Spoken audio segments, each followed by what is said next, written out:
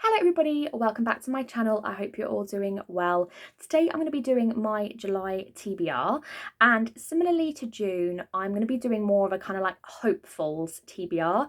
I've got lots of options for this month to fulfill some of the book club prompts and books that I want to read. So I thought it would be fun to do, again, more of a hopefuls like in June options. And kind of like a shorter, smaller TBR that I'm kind of going to be working from for the month, as opposed to I have to read all of these books this month, because life doesn't always allow for that to happen.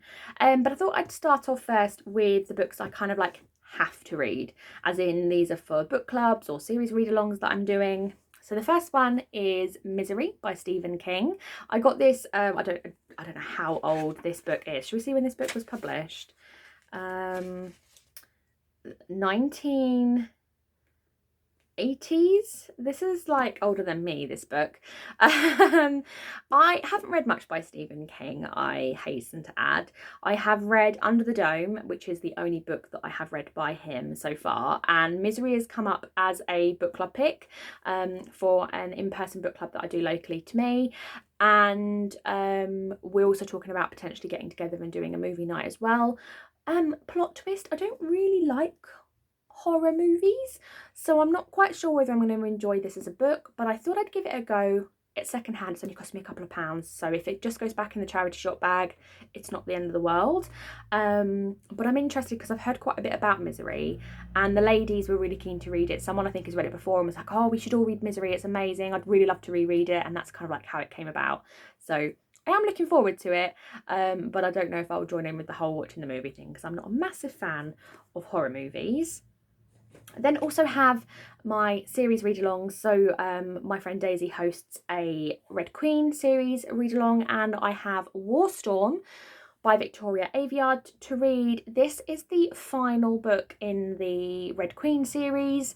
There is a book of novellas, I can't remember what it's called, but I think we're going to end with Warstorm itself. I've got a funny feeling this is quite a big book as well. I think it's quite chunky. Yeah, 651 pages. So that's going to be interesting, because I didn't massively enjoy, spoilers, didn't massively enjoy the last book. So we'll see how that goes, and that will close off that series read along. And then the series read along that I'm hosting for the Throne of Glass series, we will be reading Queen of Shadows by Sarah J. Maas. That is the right one, isn't it? Yes, it is. So I'm intrigued. I'm not going to tell you what this book is about because it's a book in a series, but I'm intrigued to see where this is going to go. This month we've had a break from the continuation of the series because we've been reading The Assassin's Blade, which obviously is set prior to the start of the Throne of Glass series. It's like pre-Throne of Glass, like a kind of prequel short story collection. So it's going to be intriguing to go back to the kind of current day timeline that we're at with the series and kind of see how everything is going to kind of progress. And this is where the books start getting chunky. Like, this is a big book. This is, how long is this book? 645 pages? 645 pages. With everything else I want to try and read, this is a chunky book. So yeah, I'm looking forward to reading this and continuing on with the series. And then the rest of my reading for the month is kind of very open and has lots of different options. On the Daisy and Bee book club this month for July, we have a theme of weddings. In honour of kickstarting the 12-month countdown to my wedding, we decided it'd be fun to do a kind of wedding theme. I'm getting married in July of next year, and I was like, closer to my wedding, I'm not going to have time to sit down and read lots of wedding books. I'm going to be extremely busy. So we were like, oh, well, let's do it in July of this year, kind of like kickstarting the countdown to, you know, the 12-month countdown to the wedding. So the book that is top of my list that I have been putting off reading for so long for this theme, like specifically for this theme, is The Spanish Love Deception by Elena Armas. I am hopefully going to be buddy reading this with a few people. I know Gemma, I think, is interested in buddy reading this with me. I think Daisy's also got it, and there may even be more people in the book club that have this that want to buddy read it with me. If you'd like to buddy read it with me, let me know.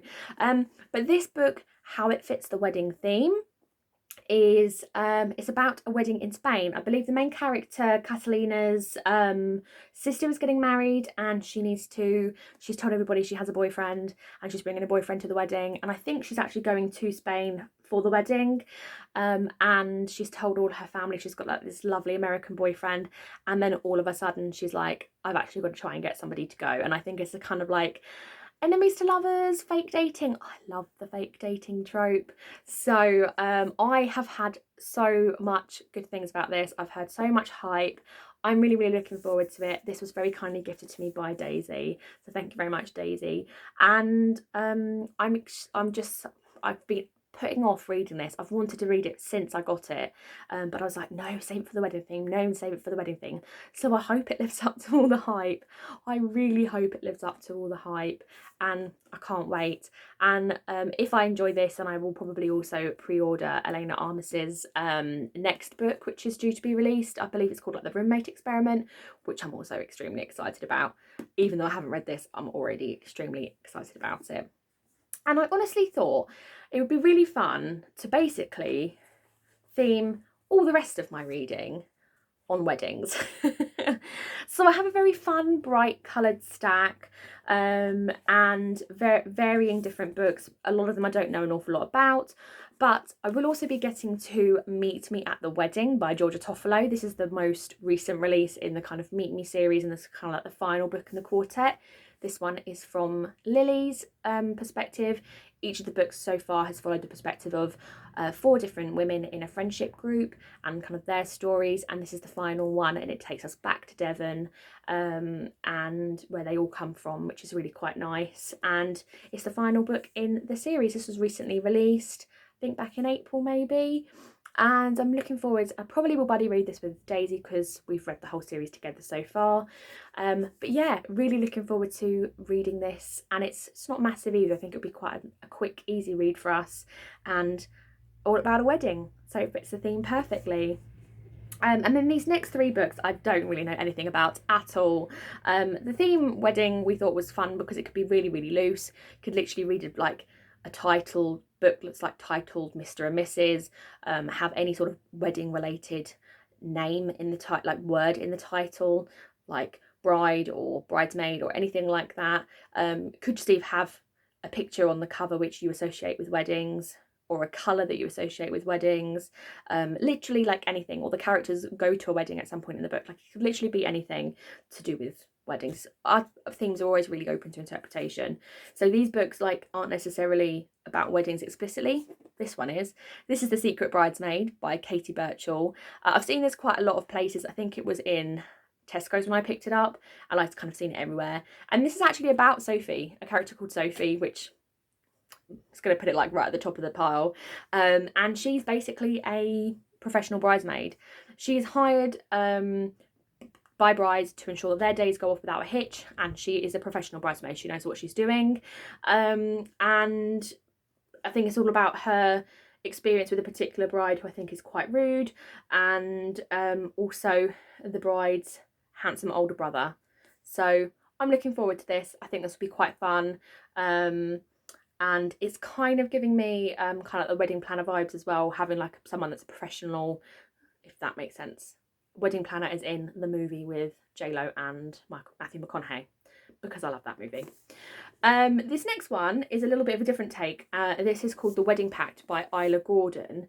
This is about a character called August.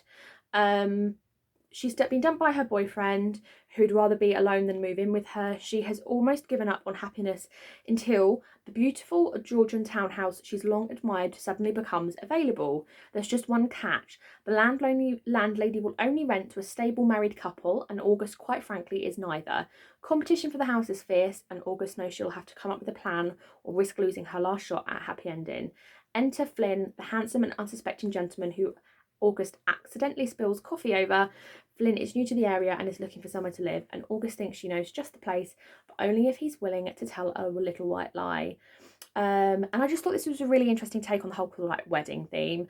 Like fake weddings. It's inevitable that they're going to kind of have some sort of relationship, isn't it? And I'm intrigued because I kind of like this idea of like this perfect Georgian house as well. I think that's really, really lovely. And yeah, I'm looking forward to this one. And then the final one on the list is Katie Ford, A Wedding in the Country. I don't think I know anything about this. I saw that it was a wedding in the country. It went straight in my basket in the supermarket.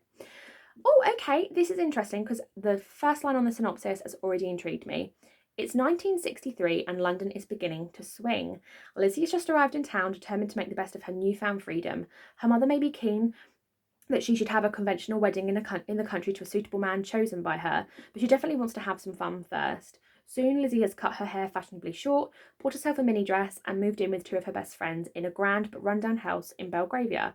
Before long, Lizzie's life is so exciting that she's forgotten all about her mother's marriage plans. All she can think about is that the handsome man she's falling in love with appears to be engaged to someone else.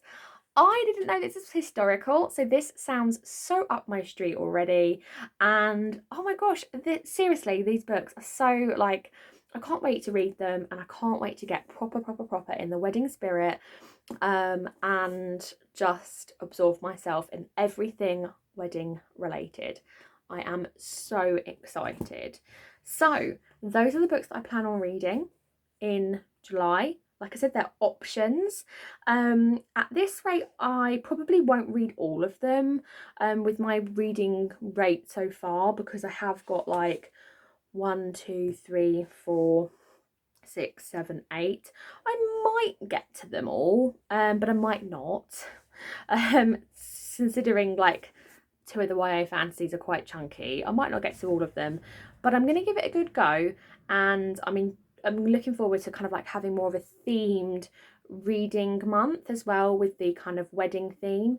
So it might also be quite fun to do some reading vlogs, kind of wedding themed reading vlogs as well throughout the month, to take you along on the journey with me, which I think will be fun as well. So have you got any of these books on your TBR for July? Or if you're going to join in with the book club prompt of weddings, book club theme, what book would you choose to read and why? But I'd also love to hear about what you've got on your TBRs for July, so please leave them down below in the comments, and I'll see you all in the next video. Bye!